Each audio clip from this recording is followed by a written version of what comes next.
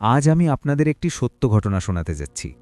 এই কাহিনী বা গল্পটি একটু ছোট হলেও আমি এটি খুব সম্প্রতি শুনেছি, আর শোনার সঙ্গে সঙ্গেই সেই রাতেই বসে গল্পকে লিখে ফেলেছিলাম। কয়েকদিন আগে আমি আমার এক বন্ধুর গ্রামের বাড়িতে গিয়েছিলাম। তখন তাকে বলেছিলাম যে আমি ভৌতিক গল্প লিখি। সেদিন রাতে তার দাদি আমাকে তাদের গ্রামে ঘটে যাওয়া একটি পুরনো ঘটনার কথা বলেছিলেন। ঘটনাটি প্রায় 40-45 বছর আগের, আর এই গল্পটি আমি আপনাদের সেই দাদির দৃষ্টিকোণ থেকেই শোনাতে যাচ্ছি। যখন এই ঘটনা আমাদের গ্রামে ঘটেছিল তখন আমি সেখানেই থাকতাম। আমাদের গ্রামটি তখন কোলহাপুরের কাছে ছিল, যদিও এখন অনেকটাই বদলে গেছে। কিন্তু আমরা যখন সেখানে থাকতাম তখন গ্রামে মোটে 40-50টি বাড়ি ছিল, এবং গ্রামটি শহর এলাকা থেকে অনেক দূরে ছিল। তখন আমাদের গ্রামের কাছের এক রাস্তার পাশে একটি বাড়ি ছিল, সেখানে সুভদ্রা কাকি থাকতেন। আমি তখন তাকে সুভদ্রা কাকি বলেই ডাকতাম। তার সঙ্গে যা কিছু ঘটেছিল সে বিষয়ে আজ খুব কম মানুষই জানে। অনেকেই বলে জাদুটোনা শুধু কুসংস্কার, কিন্তু যখন নিজের চোখের সামনে কাউকে ধীরে ধীরে দম বন্ধ হয়ে শেষ হতে দেখো, তখন সব যুক্তি অর্থহীন হয়ে যায়। সুভদ্রা কাকির একটি ছেলে ছিল, তার নাম ছিল বাবন, আর গ্রামে সবাই তাকে বাবনরাও বলে ডাকত। বিয়ের বয়স হয়ে গিয়েছিল, কিন্তু হাতে তেমন কোনো ভালো কাজ ছিল না। ছোটখাটো কাজ করে সে সংসার চালাত, কিন্তু বিয়ে করতে হলে তো ভালো রোজগার দরকার, তাই সে ভালো কাজের খোঁজে ছিল। হঠাৎ একদিন সে কোথাও চলে যায়। গ্রামের লোকেরা যখন সুভদ্রা কাকির কাছে বাবনের কথা জিজ্ঞেস করত, তিনি বলতেন যে বাবন কাজের জন্য গ্রামের বাইরে গেছে, এবং যাওয়ার সময় বলে গেছে যে 4-6 মাসের মধ্যে ভালো টাকা রোজগার করে ফিরে আসবে। কিন্তু 6 মাস পেরিয়ে গেল, তবু সে বাড়ি ফিরল না। তখন তার মা সুভদ্রা কাকিরও দুশ্চিন্তা শুরু হয়ে গেল। সবচেয়ে অদ্ভুত বিষয় ছিল, তার মা বা গ্রামের কেউই জানত না বাবন আসলে কোথায় গেছে। প্রথম দিকে তার মা খুব খুশিই থাকতেন, ভাবতেন বাবন বড়লোক হয়ে গ্রামে ফিরবে। কিন্তু 7 মাস পার হতেই সেই খুশি দুশ্চিন্তায় বদলে গেল। তিনি যাকে দেখতেন তাকেই জিজ্ঞেস করতেন কোথাও বাবনকে দেখেছে কিনা, আর বলতেন বাবন যদি কোথাও দেখা যায় তাকে জানিয়ে দিও, তার মা তার অপেক্ষায় আছে। লোকজন হ্যাঁ হ্যাঁ বলতো আর চলে যেত। এমনটা নয় যে কারো বাবন বা তার মায়ের প্রতি সহানুভূতি ছিল না, কিন্তু কেউই তো জানত না বাবন কোথায়, তাই খুঁজবেই বা কোথায়। এভাবেই পুরো 10 মাস কেটে গেল। এরপর সুভদ্রা কাকি লোকজনকে জিজ্ঞেস করাও বন্ধ করে দিলেন। তাকে দেখলেই মনে হতো তার মুখটা সবসময় বিবর্ণ, চোখ ভরা থাকত জলে। তিনি ঘন্টার পর ঘন্টা রাস্তার দিকে বা বাড়ির দরজায় বসে থাকতেন, কারণ এত মাস পেরিয়ে গেলেও বাবনের কোনো চিঠি আসেনি, কোনো খবরও আসেনি। আমি মাঝে মাঝে সুভদ্রা কাকির বাড়িতে গিয়ে বসতাম, তাকে বোঝাতাম বা নিজের সঙ্গে কোথাও কাজে নিয়ে যেতাম, যাতে তিনি ছেলের কথা বেশি না ভাবেন। ধীরে ধীরে তিনিও প্রায় মেনে নিয়েছিলেন যে হয়তো তার ছেলে আর ফিরবে না। কিন্তু একদিন যেন অলৌকিক কিছু ঘটে গেল। প্রায় 11 মাস পর বাবন বাড়ি ফিরে এলো। তার মা আনন্দে আত্মহারা হয়ে গেলেন। শুধু আমি নই, গোটা গ্রামই বাবনকে দেখতে তার বাড়িতে ভিড় করেছিল। কিন্তু আমরা সবাই যে বিষয়টি বুঝতে পারছিলাম, সম্ভবত তার মা তা বুঝতে পারেননি। সে আর আগের বাবন ছিল না। তার মুখের উজ্জ্বলতা হারিয়ে গিয়েছিল, শরীর শুকিয়ে কাঁটা হয়ে গিয়েছিল, চোখের নিচে গভীর কালো দাগ পড়েছিল। আর তার সঙ্গে ছিল এক মহিলা, সম্ভবত তার স্ত্রী। কিন্তু তাকে দেখলেই এক অদ্ভুত অনুভূতি হতো। দেখতে সে খুব সুন্দর হলেও কেউ তাকালেই তার মুখে এক রহস্যময় হাসি ফুটে উঠত, যেন সেই হাসির আড়ালে সে কিছু লুকিয়ে রাখছে। তার চোখ ছিল খুব বড় আর স্থির, আর সে যখন কাউকে দেখত তখন মনে হতো যেন তোমার মনের ভেতর পর্যন্ত তাকিয়ে দেখছে। পরদিন সুভদ্রা কাকির সঙ্গে আমার দেখা হলে তিনি আমাকে জানান যে মেয়েটির নাম মায়া এবং সে একজন বাঙালি। এটা শুনে আমার খুবই অদ্ভুত লাগলো। বাবন কিভাবে এক বাঙালি মেয়েকে বিয়ে করল? তার মায়েরও একই কথা ছিল। বাবন বাড়ি ফেরার পর সুভদ্রা কাকি তাকে বলেছিলেন অনুমতি না নিয়ে সে কিভাবে এই মেয়েকে বিয়ে করল। তখন বাবন তার মায়ের দিকে তাকিয়েছিল, তার চোখে কোনো আবেগ ছিল না। সে শুধু বলেছিল, মা, এ আমার স্ত্রী, আর এখন থেকে সে এখানেই থাকবে। আসলে কাকি সেই মেয়েটিকে মন থেকে মেনে নিতে চাননি, কিন্তু একদিকে ছেলে 1 বছর পর বাড়ি ফিরেছে, আর অন্যদিকে তিনি ভয় পাচ্ছিলেন কিছু বললে বাবন আবার কোথাও চলে যাবে। তাই না চাইলেও কাকি সবকিছু মেনে নিতে বাধ্য হয়েছিলেন। কাকি এখন উপরে উপরে খুশি তো দেখাচ্ছিল, কিন্তু হয়তো এখন তাকে অন্য কোনো চিন্তা ভেতরে ভেতরে কুড়ে কুড়ে খাচ্ছিল। যখনই দেখা হতো তখন বলতো যে বাড়িতে সব সময় কোনো না কোনো বিষয় নিয়ে ঝগড়া লেগেই থাকে। মাঝে মাঝে তো গভীর রাতে তাদের বাড়ি থেকে চিৎকার চেঁচামেচির আওয়াজও শোনা যেত। এভাবেই এক এক করে দিন কেটে যাচ্ছিল। গ্রামের লোকজনও এসব দেখছিল। দেখত, কিন্তু কী বা করতে পারত? কারণ ববন এখন পুরোপুরি বদলে গিয়েছিল। সে আর কারো সঙ্গে মিশত না, কোথাও বাইরে যেত না, কখনো দেখা গেলেও মুখ ফিরিয়ে চলে যেত। সারাদিন সে মায়ার সঙ্গে এক ঘরেই বসে থাকত। আশ্চর্যের বিষয় ছিল একটা, যেটা আমি কয়েকদিন পরে জানতে পেরেছিলাম। ববন যে আগে শুধু নিজের মায়ের হাতের বানানো রুটি খেত, যার ছাড়া সে পানীয় মুখে তুলত না, এখন সে সুভদ্রা কাকির হাতের রান্না ছুঁয়েও দেখত না। সে শুধু সেটাই খেত যা মায়া তাকে ঘরের দরজা বন্ধ করে খাওয়াত। ধীরে ধীরে গ্রামে কানাঘুষো শুরু হয়ে গেল যে ববনের ওপর নিশ্চয়ই কোনো বশীকরণ করা হয়েছে। সুভদ্রা কাকির মনেও সন্দেহ জন্মাতে লাগল, কারণ ববনের আচরণ আর মানুষের মতো লাগছিল না। কখনো সে নিজে নিজেই কথা বলতে শুরু করত, আবার কখনো ঘন্টার পর ঘন্টা কোনো কিছুর দিকে ফ্যালফ্যাল করে তাকিয়ে থাকত। তার স্ত্রী যখনই কোনো কাজে বাইরে যেত, তখন সে ঠিক পুতুলের মতো এক জায়গায় বসে থাকত। সে তখন মায়ের সঙ্গেও কথা বলতো না, কেউ কিছু জিজ্ঞেস করলে শুধু মুখে হ্যাঁ হ্যাঁ করত, যেন সে কিছুই বুঝতে পারছে না।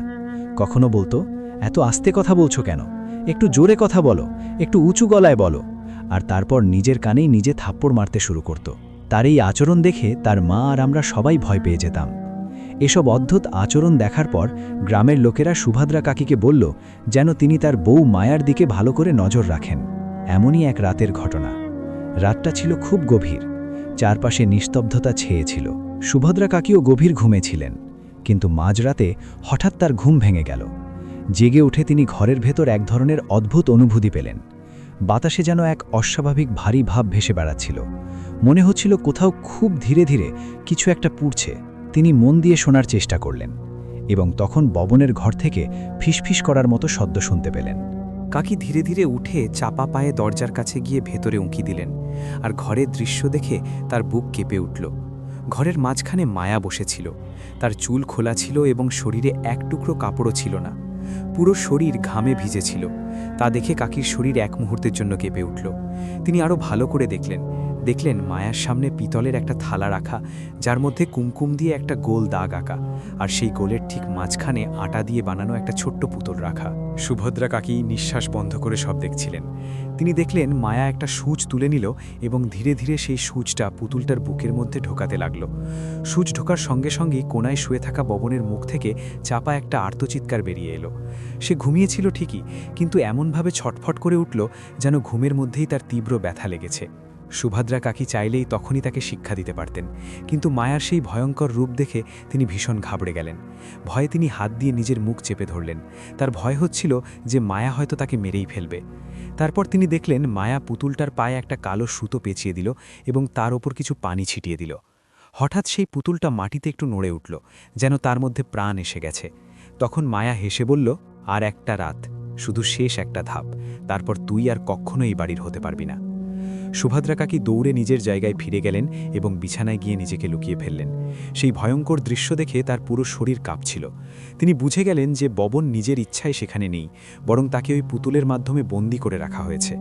মায়া যে খাবার তাকে খাওয়াচ্ছিল তাতেও নিশ্চয়ই কিছু মেশানো হচ্ছিল, যাতে ববনের মস্তিষ্ক পুরোপুরি অসাড় হয়ে যায়। তখন কাকির মনে পড়ল যে গত কয়েকদিন ধরে তিনি মায়ার হাতের রান্না একটুও খাননি। পরের দিন কাকি ঠিক করলেন যে যাই হয়ে যাক তিনি ববনকে বাঁচিয়েই ছাড়বেন। পরদিন সকাল হতেই তার বউ স্নান সেরে কোথাও বাইরে চলে গেল এবং ববন বাড়ির পেছনে একটা গর্ত খুঁড়ছিল। সুভদ্রা কাকি তাকে একা পেয়ে জিজ্ঞেস করলেন, তুই কি করছিস এসব? তুই কি পাগল হয়ে গেছিস? তখন সে বলল যে মায়া আর সে সেখানে একটা গাছ লাগাবে। সুভদ্রা কাকি তার কথা একটুও বিশ্বাস করলেন না। তবু তিনি হাত জোড় করে বললেন, বাবা, ও তোকে বশ করেছে, তোকে মেরে ফেলবে। আমি নিজের চোখে দেখেছি, ও তোকে জাদু করছে। এই গাছ লাগানো শুধু একটা বাহানা, ও নিশ্চয়ই তোর সঙ্গে কিছু করতে চায়। তুই আমার সঙ্গে চল, এক্ষুনি আমরা গ্রামের মন্দিরের পুরোহিতের কাছে যাব। তখন ববন খুব নিষ্ঠুরভাবে মায়ের হাত ঝটকে সরিয়ে দিল এবং তার চোখের দিকে তাকিয়ে বলল, মা, মায়ার বিরুদ্ধে একটা কথাও যদি বলো তাহলে আমি চিরদিনের জন্যই বাড়ি ছেড়ে চলে যাব, আর যদি তাকে বাড়ি থেকে বের করার চেষ্টা করো তাহলে আমি নিজের প্রাণ দিয়ে দেব। সুভদ্রা কাকি বুঝে গিয়েছিলেন যে বিষয়টা এখন হাতের বাইরে চলে গেছে, কিন্তু কি করবেন তা বুঝে উঠতে পারছিলেন না, কারণ যাই করুন না কেন সবচেয়ে বড় ভয় ছিল ছেলেকে হারানোর। ববন এখন শুধু একটি কাঠপুতুলে পরিণত হয়েছিল। ববন মায়ের দিকে হিংস্র দৃষ্টিতে তাকালো এবং আবার গর্ত খোঁড়া শুরু করল। সেদিন সুভদ্রা কাকি খুব শান্তভাবে পরিস্থিতি সামলালেন। তিনি গ্রামের লোকদের কিছুই জানাননি, কারণ তার ভয় ছিল গ্রামবাসীরা রেগে গিয়ে কোনো ভুলভাল কাজ করে বসতে পারে। তাই তিনি চুপি চুপি শুধু গ্রামের পুরোহিতকে সব কথা বললেন। সুযোগটাও ভালো ছিল, কারণ সেদিন মায়া বাড়িতে ছিল না। তখন পুরোহিতজি তার দিক থেকে যা যা করণীয় ছিল সবই করে ফেললেন। তিনি চুপচাপ গিয়ে ববনের পায়ের বাঁধা সেই সুতোটি কেটে দিলেন, বাড়ির চারপাশে সুরক্ষা বলয় তৈরি করলেন। এখন শুধু মায়া আর ববনের মাঝের বশীকরণের বন্ধন ভাঙা বাকি ছিল। সেই বন্ধন ভাঙতে ববনকে মন্দিরে নিয়ে যাওয়া জরুরি ছিল। কিন্তু পুরোহিতজি যখন ববনকে বোঝাচ্ছিলেন, ঠিক তখনই মায়া বাইরে কোথা থেকে ফিরে এলো এবং বাইরে দাঁড়িয়েই বাড়িটার দিকে এমনভাবে তাকালো যেন সে বুঝে গেছে ভেতরে কিছু বদলে গেছে। কিছুক্ষণ বাইরে দাঁড়িয়ে দেখার পর সে হেসে বাড়ির ভেতরে ঢুকল, আর সেই হাসি এমন ছিল যেন সেখানে যা কিছু করা হয়েছে তাতে তার কোনোই প্রভাব পড়েনি। মায়া ভেতরে ঢুকতেই ববনও তার পেছন পেছন নিজের ঘরে চলে গেল। সুভদ্রা কাকি আর পুরোহিতজি অসহায়ভাবে বসে রইলেন। তখন পুরোহিতজি সুভদ্রা কাকিকে বললেন, যেভাবে সে ভেতরে ঢুকল তাতে পরিষ্কার বোঝা যাচ্ছে আমাদের কোনো ব্যবস্থাই তার তন্ত্রের ওপর কাজ করছে না। গ্রামবাসীদের সব কথা জানানো দরকার, কিন্তু তার আচরণ দেখে মনে হচ্ছে ওই মহিলা আমাদের থেকে এক কদম এগিয়ে আছে। সে খুবই চালাক, আগেই সব প্রস্তুতি নিয়ে রেখেছে। আর যদি তাই হয় তাহলে এমন ভয়ঙ্কর কিছু হতে পারে যা আমরা কল্পনাও করতে পারি না। সুভদ্রা কাকি ভয়ে কাঁপতে কাঁপতে কাঁদো কণ্ঠে জিজ্ঞেস করলেন, তাহলে এখন কি করব? কোনো উপায় কি নেই? পুরোহিতজি বললেন, এই মুহূর্তে কিছু করা ঠিক হবে না। কোনো বড় গুরু বা তান্ত্রিকের সামনে কথা বলতে হবে। ততদিন তুমি নিজের ছেলের দিকে নজর রাখো, আমি গিয়ে দেখি কোনো উপায় পাওয়া যায় কিনা। এই বলে পুরোহিতজি চলে গেলেন। সুভদ্রা কাকিরও তখন দেখা ছাড়া আর কিছু করার ছিল না। আর ধীরে ধীরে রাত নেমে এলো। সেই রাতটা ছিল ভীষণ শান্ত, যেন কারো মৃত্যু হয়েছে। গোটা গ্রামেও এক অদ্ভুত নিস্তব্ধতা নেমে এসেছিল। কিন্তু মায়ের ভালোবাসা বড় অদ্ভুত। সুভদ্রা কাকি নিজের পুরনো পেটি থেকে গঙ্গা জলের বোতল আর একটি ছোট লকেট বের করলেন, এই আশায় যে হয়তো এগুলো দিয়ে তিনি নিজের ছেলেকে বাঁচাতে পারবেন। সেদিন রাতেও কাকি কিছু খাননি। রাত প্রায় 11টা, তার একদমই ঘুম আসছিল না। তিনি নিজের ঘরের দরজা দিয়ে বামনের ঘরের দিকে নজর রাখছিলেন। হঠাৎ ভেতর থেকে টেনে নিয়ে যাওয়ার মতো শব্দ পেলেন।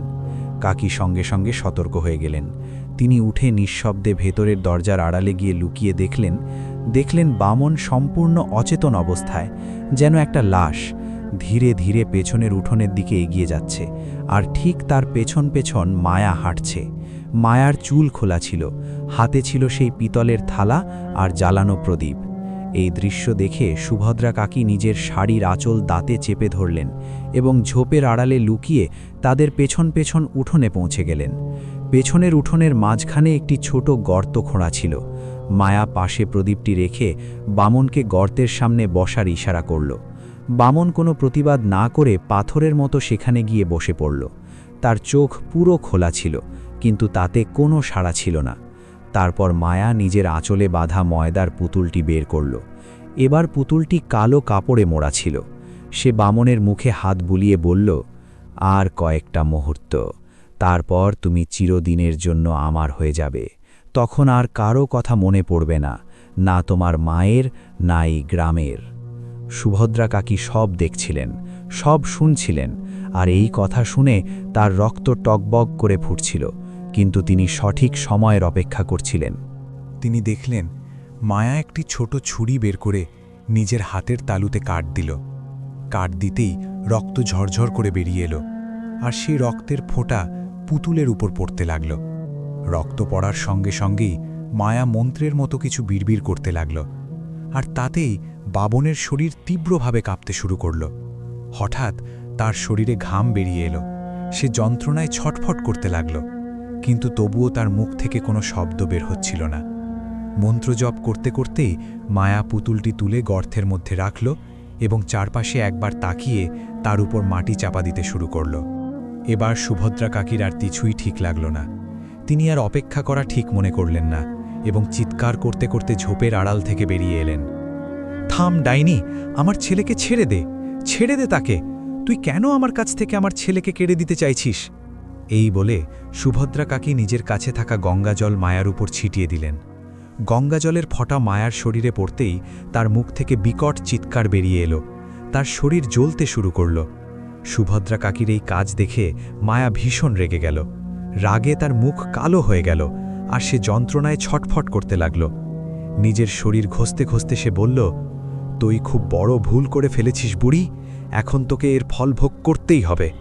আর এ কথা বলেই মায়া সমস্ত শক্তি দিয়ে সেই পুতুলটাকে মাটির ভেতর জোরে চেপে ধরল এবং একের পর এক লাথি মারতে শুরু করল।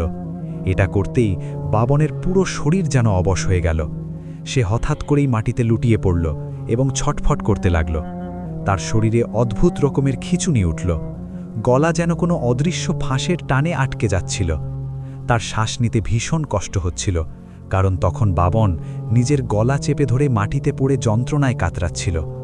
সুভদ্রা কাকি দৌড়ে তার কাছে চলে গেলেন।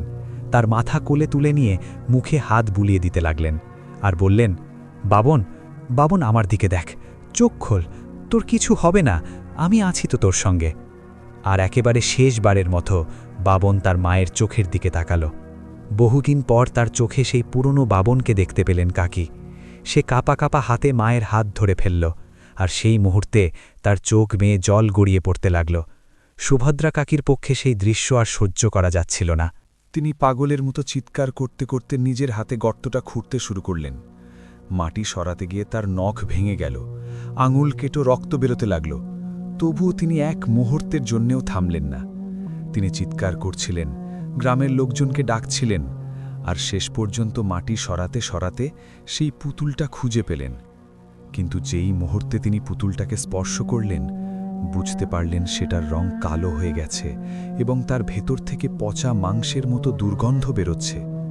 সেই সময় মায়া দূরে দাঁড়িয়ে নিজের গলা গোল গোল করে ঘোরাচ্ছিল, দুই হাত ওপরে তুলে বাতাসে দোলাচ্ছিল, পা মাটিতে আছড়াচ্ছিল, চুল আর শরীর ঝাঁকাচ্ছিল। তার বড় বড় চোখ দুটো একেবারে সাদা হয়ে গিয়েছিল, আর সে ঘন চুলের ফাঁক দিয়ে সুভদ্রা কাকির দিকে ভয়ঙ্কর দৃষ্টিতে তাকিয়েছিল। তার মুখের চোয়াল কোনো হিংস্র জানোয়ারের মতো হাঁ হয়ে গিয়েছিল এবং সে বিকট হাসিতে ফেটে পড়ছিল। সেই ভয়ঙ্কর হাসি পুরো উঠোনে প্রতিধ্বনিত হচ্ছিল, কিন্তু সুভদ্রা কাকি আর সেদিকে নজর দিলেন না। তিনি দেখলেন ববনের শরীর নীল হয়ে আসছে, ধীরে ধীরে তার প্রাণ বেরিয়ে যাচ্ছে। একবার শেষবারের মতো সে মায়ের হাত চেপে ধরল এবং তারপর হঠাৎ করেই তার শরীর ঠান্ডা হয়ে গেল।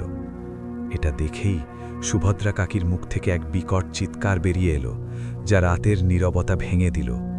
কাঁদতে কাঁদতে সামনে তাকিয়ে দেখলেন, কিন্তু মায়া সেখানে নেই, সে যেন ধোঁয়ার মতো মিলিয়ে গেছে। তারপর কাকি ছেলেকে বুকে জড়িয়ে ধরে শুধু কাঁদতেই থাকলেন।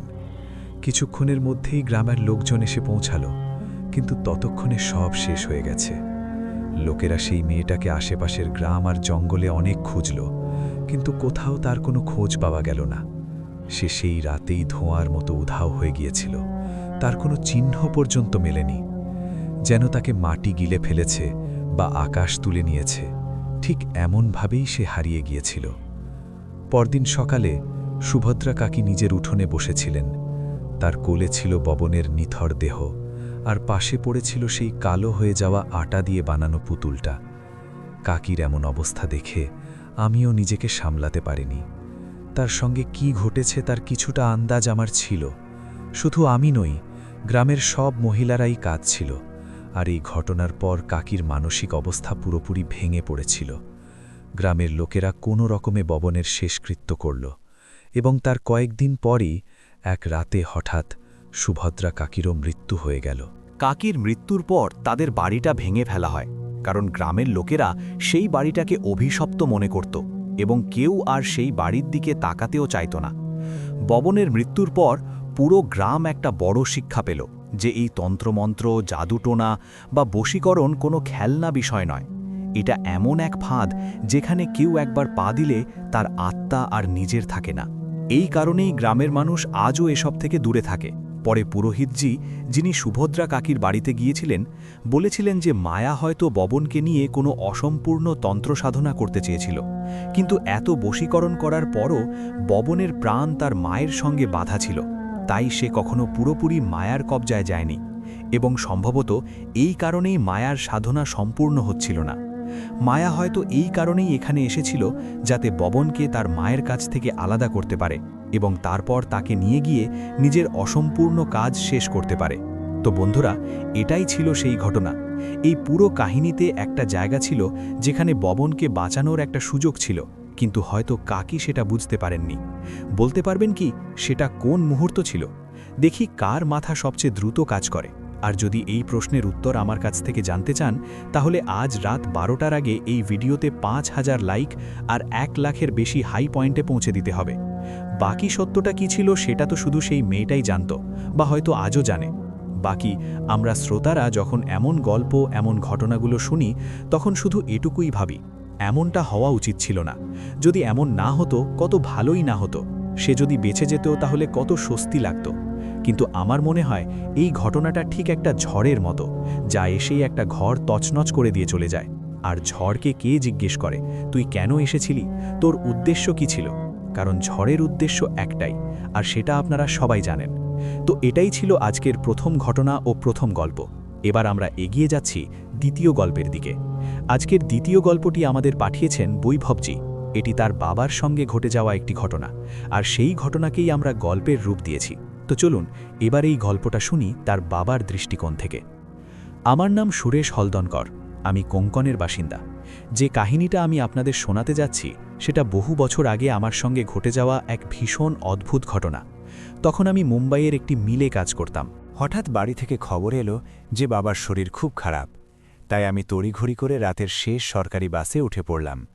কিন্তু তখন কি আর জানতাম সেই লালপরি এসটি বাস আমাকে গন্তব্যে নয় বরং মৃত্যুর এক করিডোরের দিকে নিয়ে যাচ্ছে। রাত প্রায় 1:45টার মতো বাজছিল।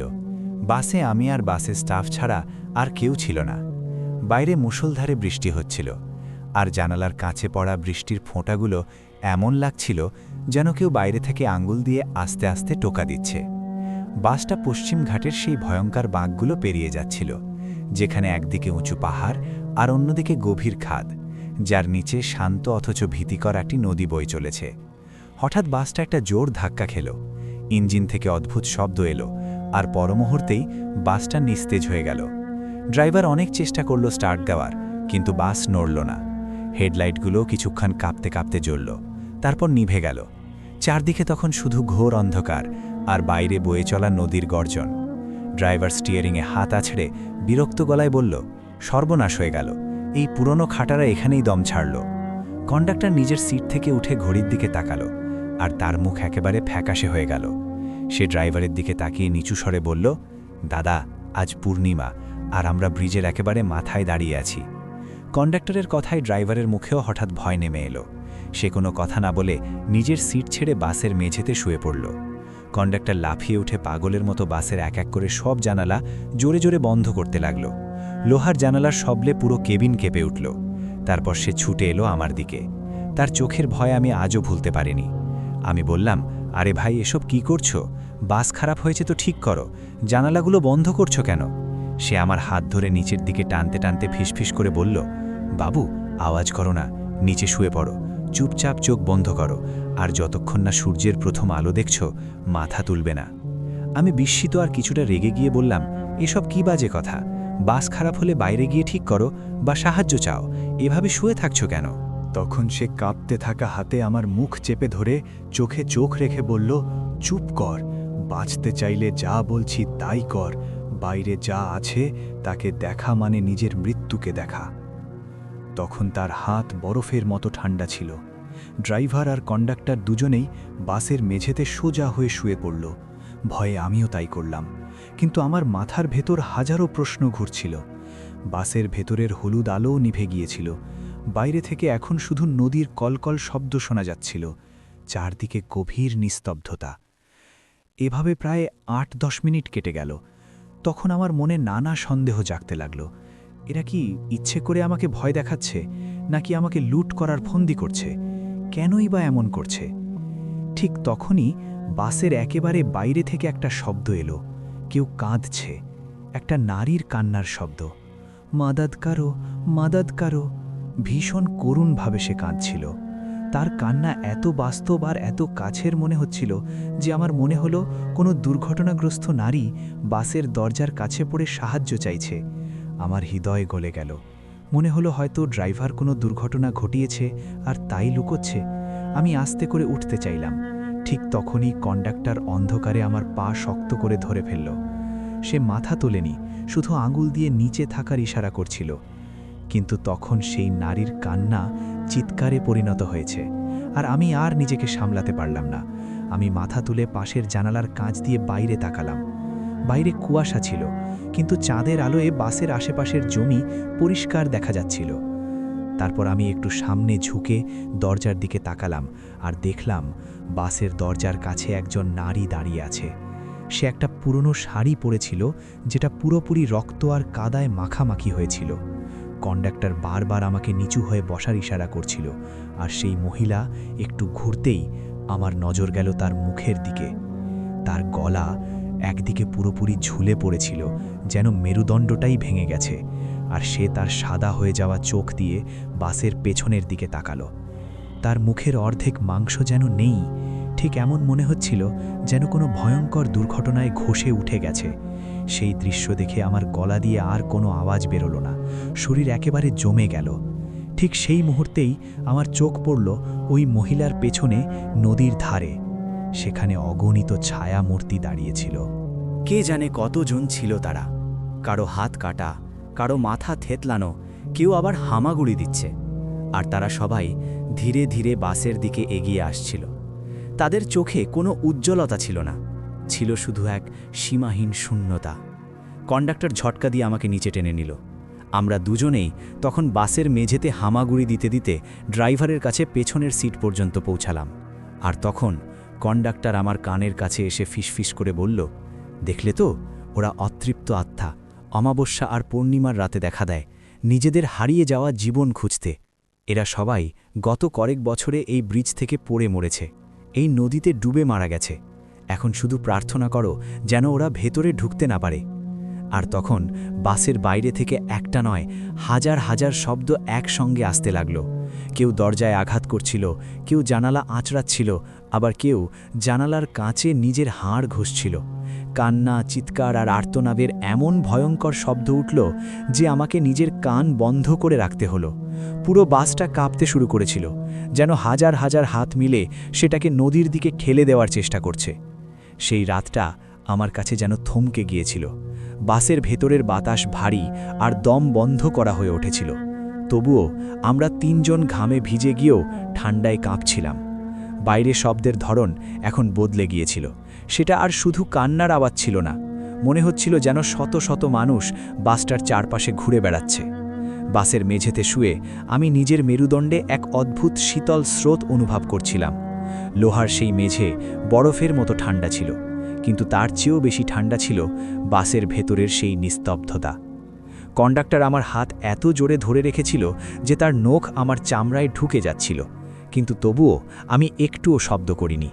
আর তখন বাইরে থেকে একটা শব্দ এলো, যেন কেউ আঙুলের হাড় দিয়ে বাসের জানালার কাঁচে টোকা দিচ্ছে।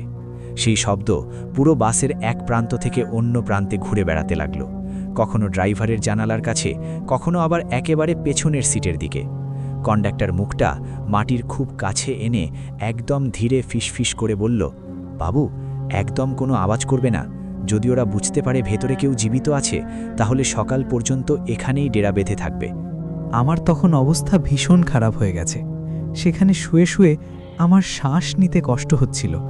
শুকিয়ে যাওয়া জিভ দিয়ে ঠোঁট ভিজিয়ে আমি বললাম, ওরা ভেতরে তো ঢুকতে পারবে না তো? দরজাটা তো বন্ধ, তাই না? সে শুধু ধীরে ধীরে হ্যাঁ বলল। ড্রাইভার মেঝেতে শুয়ে চোখ বন্ধ করে নিয়েছিল। মাথা না নাড়িয়েই সে বলল, দরজা আর জানালা তো শুধু লোহার, আর যা দেখেছ সেগুলো মানুষ নয়।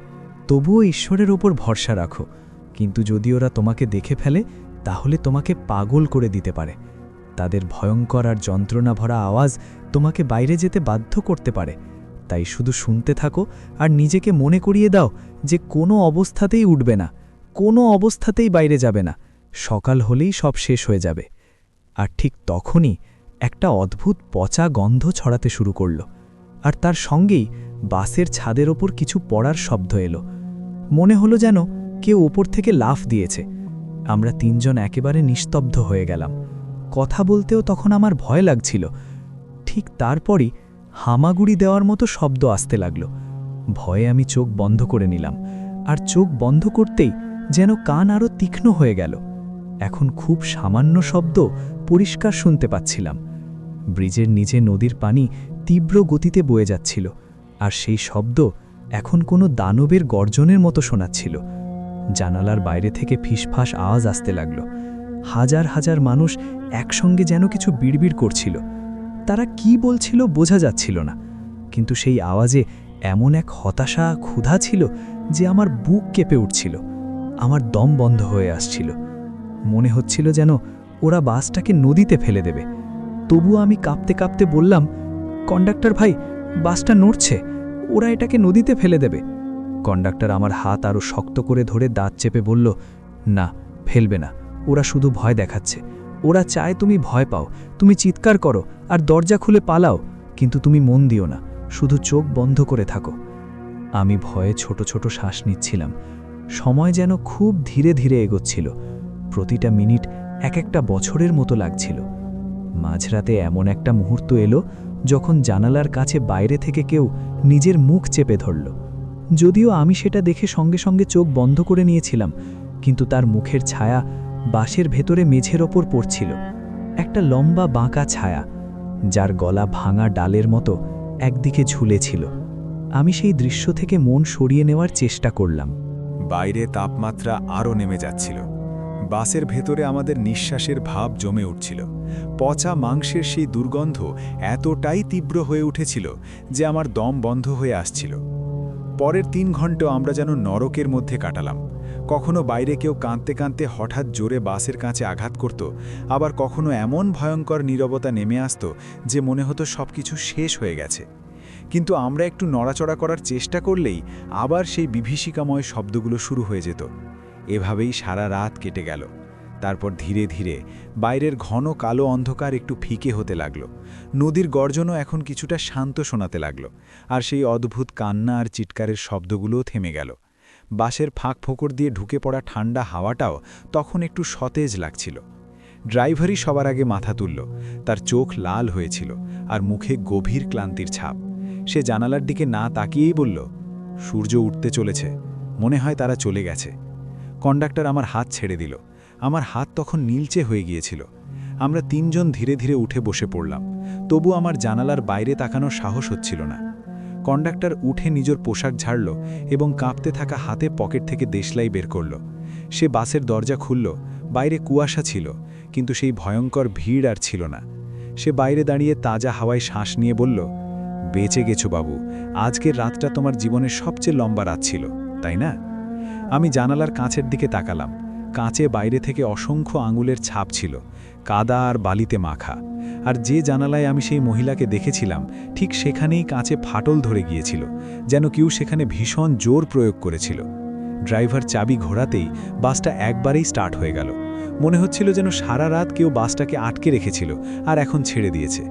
তারপর আমরা দ্রুত সেই সেতু পেরিয়ে অনেক দূরে চলে এলাম। আমি পেছনে ফিরে তাকালে দেখি সেতুটাই কুয়াশার আড়ালে মিলিয়ে গেছে। ড্রাইভার বাসের গতি আরও বাড়িয়ে দিল। একটু পর আমি তাকে জিজ্ঞেস করলাম, এখানে কি সব সময় এমন হয়? সে রাস্তার দিকে তাকিয়েই শান্ত গলায় বলল, প্রতি রাতে নয়, শুধু কিছু বিশেষ পূর্ণিমা বা অমাবস্যার রাতে। ওরা সেই সব মানুষ যাদের এই নদী গ্রাস করেছে, আর আজও তারা নিজেদের গন্তব্য খুঁজে বেড়ায়।